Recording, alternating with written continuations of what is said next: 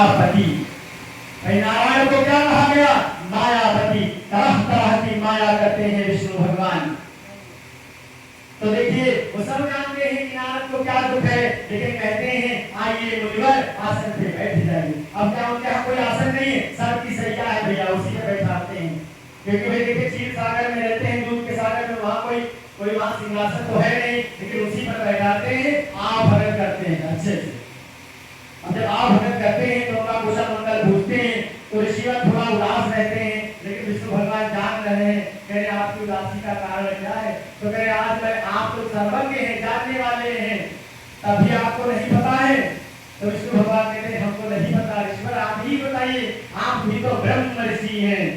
देखिए विष्णु भगवान क्या कहते हैं, आप तो ब्रह्म ऋषि हैं, आपको तो ज्ञात है, आप हमको बताइए। फिर देखिए बताते हैं कि आज मैं गया पृथ्वी लोक पर, वहां तरह के पाप हो रहे हैं, मानव भगवत कथा की वो नहीं आ रहे हैं, मेरे साथ बड़ा अभद्र व्यवहार हुआ। तो इसलिए भाई आप, भाई देखिए आप ही जगत का कल्याण करते हैं, दुष्टों का संहार करते हैं, धर्म के प्रकाश हैं, वेदों में आपकी महिमा गाई गई है।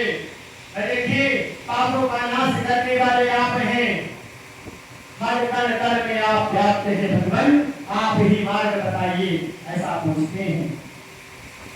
अब देखिए जब ये बात कहते हैं तो विष्णु भगवान क्या कहते हैं कि हे नारद आप तो ब्रह्मा के पुत्र हैं, आप तो ब्रह्मा के पुत्र हैं, और आपने कुछ नहीं समझाया, आपने लोगों को उपदेश नहीं दिया, तो कह रहे हमने दिया, जो हमारे गले में पुष्प की माला है उसे तोड़ दी जाती है, हमारी जो मीणा है उसे छीन लिया जाता है।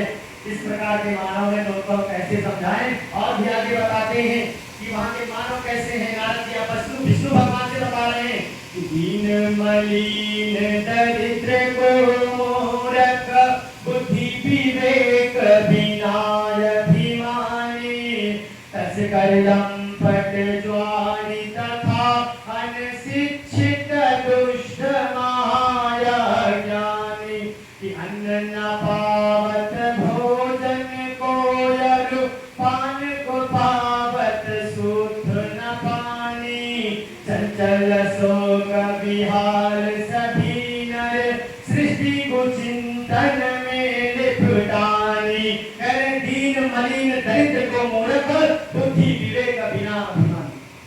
कहे यहाँ के मानव जो है उनके पास बुद्धि तो है भैया, लेकिन विवेक नहीं। अगर बुद्धि हो और विवेक ना हो तो जगह जगह नहीं हो जाएगी। अगर आपके पास बुद्धि है और विवेक नहीं है तो आप जगह जगह नहीं कर लेंगे। तो वही बता रहे हैं कि उनके पास बुद्धि तो है भगवत के पास से, लेकिन वो क्या करते हैं, जगह जगह लड़ाई कर लेते हैं, झगड़ा कर लेते हैं।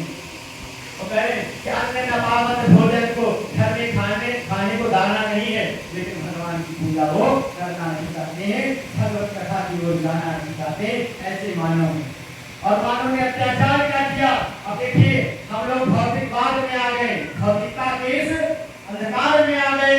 हमने क्या किया? देखिए हम जन्मदिन मनाते हैं, हम सभी लोग जन्मदिन भाई अपने बच्चे का मनाते हैं, लेकिन कोई भी वृक्ष नहीं लगाता है, कोई भी पेड़ नहीं लगाता है, उल्टे पेड़ काट दिए जाते हैं। तो आगे बताया गया कि भय विकल यही भांति, अपर कथा कैसे कही जाती, या कलिकाल कठिन उर्गारी, पाप बनायन सब नर नारी। कहे भय विकल खग मृग यही भांति, मानव ने इतना अत्याचार किया कि जो खग है, खग मतलब देखिए पक्षियों को कहा गया, मृग मतलब हिरण को कहा गया, भय विकल खग मृग यही भांति, अपर कथा कैसे कही जाती।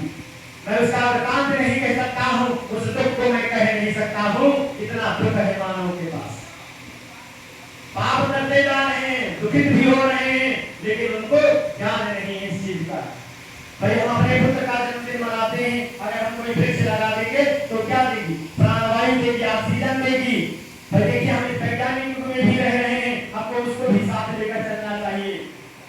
अच्छी बात है कि आप पेड़ काटें, लेकिन एक वृक्ष लगा दें अपने पुत्र के हाथ से, तो जो कभी बड़ा होगा उसकी छाया में देखिए पशु बैठेंगे, पक्षी बैठेंगे, उसके फल खाएंगे, जगत कल्याण का ही काम होगा। तो आपको देखिए आपकी जितनी भी आयु होगी, आप अपनी आयु पृथ्वी पर पूर्ण कर लेंगे, उसके बाद जब आप देखिए परम धाम को जाएंगे तो आपके द्वारा लगाए हुए वृक्ष से सभी लोग पान करेंगे, फल खाएंगे वृक्ष के। इसीलिए बताया गया कि हमको धर्मार्थ के काम करने चाहिए।